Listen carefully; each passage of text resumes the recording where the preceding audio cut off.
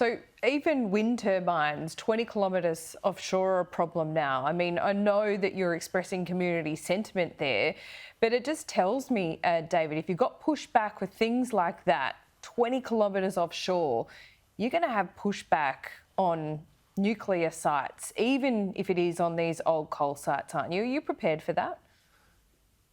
Yes, we are, because you're actually asking for less pushback and less impact on the community, because you take away the 28,000 kilometres of transmission lines because you're plugging it into where existing power stations are. The footprint of a nuclear power plant is a matter of hectares, not hundreds of thousands of hectares in individual regions to actually put wind turbines and solar panels up that are destroying the very thing that they're there to protect, the actual natural environment. But they're also tearing away our food security, not only on land, but offshore. I mean, there are fishermen off Port Stephens, a fisherman who employs over 200 people that fear his fishing grounds lost. He'll lose 200 jobs and our food security goes down. There's an Australian way to do this with this thing called common sense, and that's what the Nationals will continue to prosecute with Peter Dutton. And I think we will have a policy that the Australian people can have confidence in, that will give us reliable, affordable power, but that'll live up to our international commitments that we've made by 2050.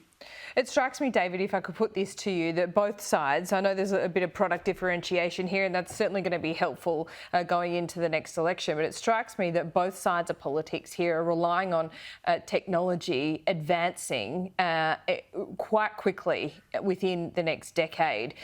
If batteries came in leaps and bounds and could actually store a lot of this renewable energy, would you change tack if it was cheaper to do it that way and more reliable?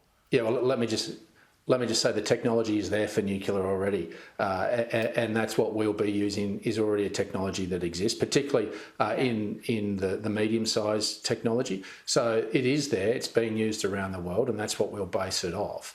But it's also about making sure that we have an energy mix, because what you're doing by saying we're going down batteries and all renewables is you're having concentration risk. And that opens up Australia to significant vulnerability. Be a game changer, is what I'm trying to say. Well, they can't do it. They can't yet. But what I'm saying, if this technology came, advanced well beyond expectations, would you change tack? Because would that be the better option? No, because it comes back to the point that I made initially, is that it's not about having concentration risk. It's spreading our risk of having coal transitioning into nuclear with gas firming, with carbon capture storage to reduce to zero emissions, and then a mix of renewables. And that's what we're saying is we can have a mix because we have sovereignty of all our resources in this country. Yeah. And that's the sensible way, instead of putting all your energy eggs in one basket. Now, batteries may get to some point, but that mix of what we have in renewables can be supported by the technology in batteries. But in a country like this, why would we put all our energy eggs in one basket and have concentration risk? And particularly 28,000 kilometres of transmission lines that we saw earlier this year, when they come down, they open up our vulnerability to grids going down from storms. So we've got a sensible pathway through this. We've got to be calm and methodical. That's what the coalition will put forward. We will live up to our international commitment, but we will do it in a uniquely Australian way in our setting to make sure that we don't have a detrimental impact on our economy and regional Australia.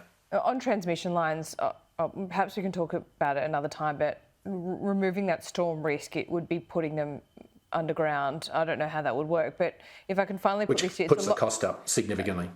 Yeah, but it would mitigate that risk that you're talking about, right?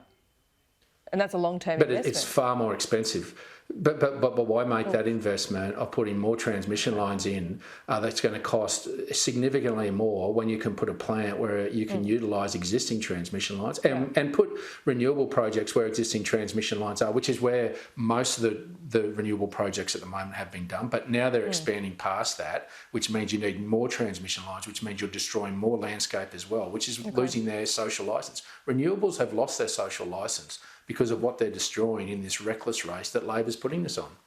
I'm not sure I agree with you entirely on that, but I certainly agree in pockets of Australia, yes, they have. Come to the bush. Okay, I will. Come to the bush. I'll take you up on that invitation. This is a long one today, but I just want to ask you this one last question, and perhaps it's not something that, I don't want you to answer quickly now, but perhaps you're open to it. For decades, both sides of politics have put money into subsidising these renewable projects, to coal projects, to hydrogen, to whatever it is. It would happen with nuclear as well. Would the coalition, and should all governments now consider that when those subsidies are given to public companies and they go on to make a profit out of it, shouldn't there be a return for the taxpayer? Because at the moment there's not. Yeah, and what you will see in terms of, and I think that's a very good question, and one that I think we're grappling with in terms of the policy that we'll put forward, is there has to be a dividend to the Australian people, not necessarily just also in terms of a return, whether that be through tax or anything else, but a dividend in ensuring it's an investment in the Australian people, in cheaper energy, but also in increasing manufacturing sovereignty in this country. But I'm saying we've lost it, we've lost sight of it. I'm essentially saying that the Australian taxpayer putting this money in, that they shouldn't be like shareholders, like any other shareholder.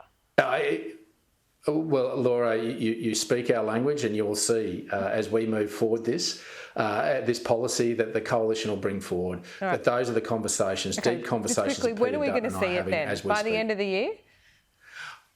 We will have it before the end of the year.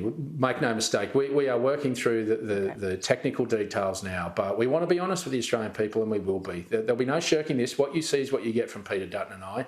You will be looked in the eye. We will look you straight in the eye, and we'll tell you how we're going to do this, and we will deliver what we say we are going to do.